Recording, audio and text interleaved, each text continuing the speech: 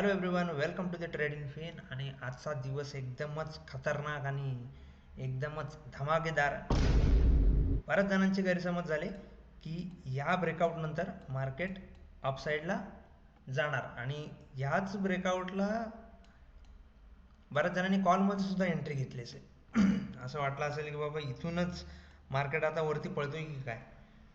But ज्याप्रमाणे option chain सांगत होती, option chain was a very very fantastic. Option चेनचं तुम्ही बघाल, ऑप्शन चेनमध्ये तुम्हाला एक गोष्ट लक्षात येईल की 22,300ला त्यांनी ज्याप्रमाणे हायेस्ट व्हॉल्यूम आणि हायेस्ट ओपन इंटरेस्ट जमा करून ठेवला होता, तिथेच लक्षात आलं की हा काही केलं तरी 22,300च्या वरती जाऊन देणार नाही. 22,300 सोडाच, 22,250च्याही वरती जाऊन देणार नाही. जर बघायला गेलं तर 22,250 आणि 22,300 या दोन स्ट्राईक प्राईसच्या मध्येच निफ्टीला अडकवण्यात आलं आणि मग तिथून एक रिव्हर्सल आपण एक्सपेक्ट केला. बघू शकता तुम्ही, जो आहे त्याने मारलाय 22,295, म्हणजे अराउंड 22,300च्या अराउंड त्याने एक तयारी केली की हा इथूनच मार्केटला एक रिव्हर्सल द्यायचा आहे. बघू शकताय बरेच जण कॉल बायर किंवा बरेच जण ट्रेडर ह्याच कॅन्डलला बसले असतील जस्ट बिकॉज ऑफ मला असं वाटतं, असं समजून ज्यांनी कॉलमध्ये एंट्री मारले ते मात्र ह्यावेळेला पूर्णपणे गेलेत. पूर्णपणे गेलेत. सो आम्ही तर खूपच आधीच प्रेडिक्ट केलं होतं की कसं काय होणार आहे. एवढं पण माहीत होतं की ह्या कालच्या डे हायला इथे एक घातक अशी सिच्युएशन बनू शकते आणि ती घातक अशी सिच्युएशन त्यांनी बनवली. हीच ती घातक सिच्युएशन.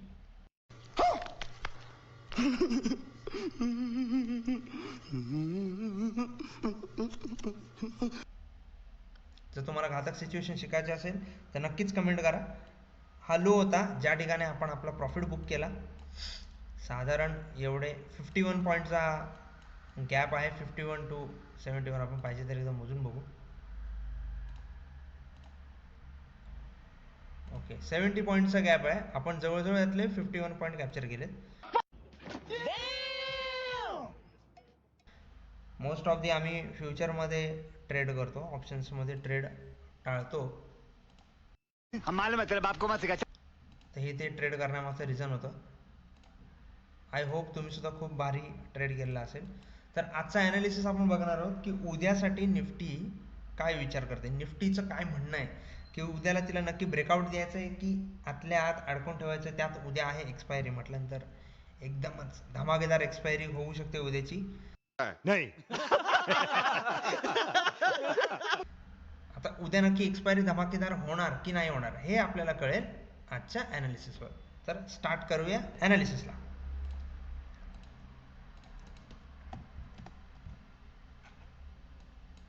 तर बघू शकता तुम्ही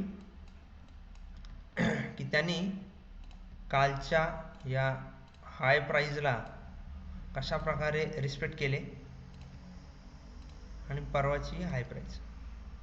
ठीक आहे, या 3 हाय प्राईज आपण ॲड केलेल्या आहेत. आता आपण बघू की आजचा जो निफ्टीचा जो हाय आहे आणि आजचा जो लो आहे आपण याला मार्क केलं आहे. त्याचप्रमाणे 1 वीक सुद्धा खूप इम्पॉर्टंट आहे की 1 वीकमध्ये लास्ट वीकमध्ये कोणत्या प्रकारे हाय बनवले, किती हाय बनवले आणि किती लो बनवले.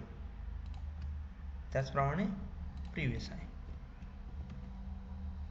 तर इथे खूप चांगला असा ॲनालिसिस आपल्याकडे आहे जे आम्ही काल डिसाईड केलं. जर निफ्टी एक अप मुवमेंट दिल्यानंतर जर सडनली डाऊन येत असेल आणि साधारण लोअर लो करण्याचा प्रयत्न करत असेल तर आपण या लेवलला शॉर्ट करू शकतो. बट ऑब्वियस त्यांनी एक रिटेस्ट दिलाच नाही. या लेवलच्या आसपासच त्याने रिटेस्ट दिला बिकॉज ऑफ आजचा जो पहिल्या कॅन्डलचा जो डे हाय आणि डे लो होता, जसा डे लो त्याने ब्रेक केला, एक इथे आपल्याला रिटेस्ट मिळाला. इथून एक ट्रेड खूप छान ट्रेड होता. कुठपर्यंत? इथपर्यंत. Because of there are lot of base candles. एक ड्रॉप नंतर एक बेस अँड देन रॅली. हा एक ड्रॉप बेस रॅलीचा कन्सेप्ट आहे, डिमांड अँड सप्लायचा कन्सेप्ट आहे. इथे खूप चांगल्या प्रकारे डिमांड त्यांनी क्रिएट केली होती, जी की सुरुवातीला होती, मे बी त्यांच्या पेंडिंग ऑर्डर्स होत्या. सो इथे त्यांनी चांगली एक डिमांड तयार केली आणि तुम्ही बघू शकताय सेलिंग साईडला सुद्धा एक rally, then base and then drop. So या ठिकाणी सुद्धा त्यांनी एक सप्लाय तयार केलेला आहे आणि डाऊन साईडला त्यांनी एक डिमांड तयार केलेला आहे. सो या बेस कॅन्डलच्या लो पासून ते या बेस कॅन्डलच्या हायपर्यंत बघा मार्केटमध्ये कसा एक कन्सोलिडेशन ठेवलं. बट आपलं काय, आपण तर सकाळ सकाळचं मार्केटमध्ये मुवमेंट घेऊन फरार. खत्म. Bye bye, tata, good bye, गया. जास्त वेळ थांबण्यात पण काय अर्थ नाही. सो बघायचं उद्यासाठी काय प्रेडिक्शन आहे. उद्या मार्केटचा गॅपअप किंवा गॅपडाऊन झाला तर आपण काय विचार करू शकतो. तर बघा ही एक विकलीची रेंज आहे. विकलीची रेंज तुम्ही बघू शकताय 1, 2 आणि 3. खूप दिवस झालेत मार्केट याच 3 लेवलच्या अराउंड फिरत आहे. ही लेवल आणि खालची लेवल प्लस वरची लेवल 22,588 आणि 21,932 या दोन्ही लेवल मल्टिपल टाइम रिटेस्ट झालेले आहेत. एक कन्सोलिडेशन, खूप मोठा असा कन्सोलिडेशन फेज आहे. जर मोठ्या टाइम फ्रेमला बघितलं 1 आवरच्या टाइम फ्रेमला बघितलं तुमच्या लक्षात येईल एक मोठा एक रेंज त्याने बनवून ठेवले. ठीक आहे, जसे आपल्याला ब्रेकआउट मिळेल त्याच्या आसपास हे ट्रेड्स आपल्याला मिळतील. डेलीमध्ये सुद्धा बघायला मिळालं तर या लेवलला आज रिटेस्ट झालेला आहे, म्हणजे ही लेवल पुन्हा एकदा ब्रेक करण्याचे मार्केटमध्ये चान्सेस आहेत, जी म्हणजे 22,277. जर आपल्याला शॉर्ट करायचं असेल तर ऑब्विसली काही जे ब्रेकआउट ट्रेडर्स आहेत ते breakout traders most of the prefer this. ठीक आहे, की 22,131च्या खाली आपण शॉर्ट करण्याची तयारी ठेवू शकतो. बट ऑब्वियस जर इथे एखादी कॅन्डल जर आपल्याला क्लोजिंग देत असेल, रेडवाली कॅन्डल जर आपल्याला एक क्लोजिंग देत असेल तर ऑब्वियस आपण ह्याच्या एका रिटेस्टवर आपण इथून शॉर्ट करू शकतो. Same as it is on upside. जर अपसाईडला आपल्याला 22,348च्या वरती जर एखादा ब्रेकआउट मिळत असेल, साधारण अशा प्रकारे जर 22,348च्या आसपास जर आपल्याला ब्रेकआउट मिळत असेल तर आपण या कॅन्डलच्या रिटेस्टला साधारण अशा प्रकारे जर रिटेस्ट झाला तर या रिटेस्टला आपण एंट्री मारू शकतो. कुठपर्यंत एंट्री मारू शकतो? 22,588 पर्यंत. जवळजवळ प्लॅन जर आपण केला तर 219 पॉईंट ते 250 पॉईंटची मुवमेंट आपल्याला इथे बघायला मिळू शकते उद्याच्या दिवसामध्ये. डिपेंड ऑन जर गॅपअप झाला तर मार्केटमध्ये काय होईल. जर गॅपअप झाला तर मार्केटमध्ये काय होऊ शकतो. गॅपअप झाल्यानंतर आपल्याला लगेच आकाशात उडी नाही मारायची, आपल्याला वेट करायचं आहे की तो सपोर्ट घ्यायला कधी येणार, then we can travel to upside.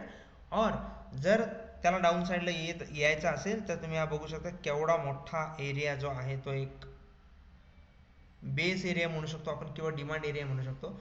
जर गेला तर इथूनच पलटी मारू शकतो, अदरवाईज इथे कन्सोलिडेट करून मग डाऊन साईडला मुवमेंट देऊ शकतो. That time we can short here from here to here, एकदम शॉर्ट ऑपॉर्च्युनिटीसाठी. जर गॅप डाऊन झाला तर मार्केटमध्ये कोणते सिनारिओज आपल्याला बघायला मिळतील. गॅप डाऊन झाल्यानंतर समजा आपण पकडून चालू की हा गॅप डाऊन जर झाला तर अगेन आकाशामध्ये आपल्याला उडी मारायची नाहीये.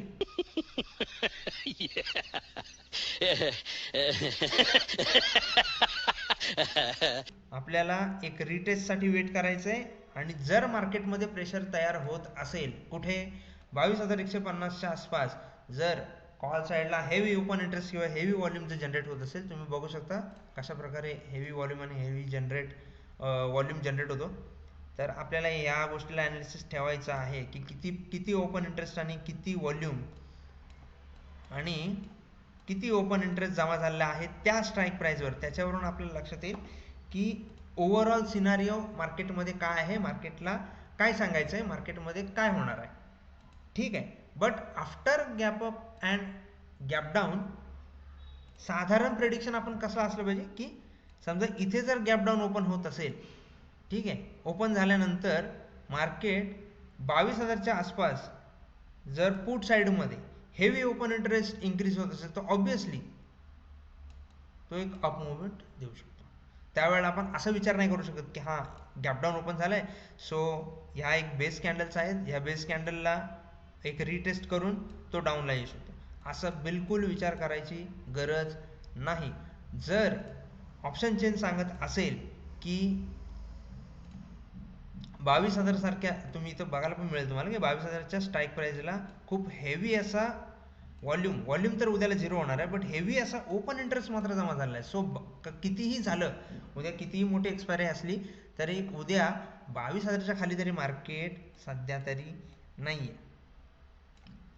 आता मार्केट जर फ्लॅट ओपन झाला तर कशा प्रकारे आपल्याला विचार करता येईल. समजा जर फ्लॅट ओपन झाला, मार्केट जर फ्लॅट ओपन झाला तर काय विचार करता येईल. समजा जर फ्लॅट ओपन झाल्यानंतर एक रेंज आहे आपल्याकडे खूप मोठी, 22,131 पासून ते 22,297 पर्यंत एवढी मोठी रेंज आहे. या रेंजमध्ये ही एक कन्सोलिडेशन रेंज आहे. जर या रेंजला जर असा ब्रेकआउट मिळत असेल अप्पर डिरेक्शनला तर ऑब्वियस आहे 22,348च्या पासून पुढे आपण बुलिश राहू शकतो. आणि जर 22,131च्या खाली जर ब्रेकआउट मिळत असेल तर साधारण अशा प्रकारे आपण शॉर्ट करू शकतो. सो अशा प्रकारचा ॲनालिसिस आहे. आय होप तुम्हाला सगळ्यांना आवडला असेल, तुम्हाला सगळ्यांना समजला असेल. आणि मार्केटमध्ये काय करायचं हे सगळेच सांगतात, बट मार्केटमध्ये काय करू नये हे मात्र फक्त आपणच सांगतो. सो आय होप तुम्हाला आवडला असेल तर नक्की लाईक करा, शेअर करा, सबस्क्राईब करा. आणि अशा नवनवीन व्हिडिओज जर तुम्हाला ॲनालिसिसच्या बाबतीत, फक्त आणि फक्त ॲनालिसिसच्या बाबतीत जर तुम्हाला हवे असतील तर नक्कीच कमेंटमध्ये सांगा. दुसरी सर्वात महत्त्वाची गोष्ट, ह्या ज्या लाईन्स आपण टाकलेल्या आहेत ब्ल्यू कलरच्या, येलो कलरच्या, या लाईन्स आपण तुम्ही बघितलंच की स्टार्टिंगला आपण मल्टिपल टाइम फ्रेम ॲनालिसिससाठी ह्या लाईन्सचा आपण उपयोग करतो. फक्त त्याच्यासाठीच नाही, काही वेगळ्या गोष्टीसुद्धा आहेत ज्यातून तुम्हाला खूप काही गोष्टी शिकता येतील. सो ह्या जर गोष्टी तुम्हाला शिकायच्या असतील तर नक्कीच कमेंट करा. थँक्यू.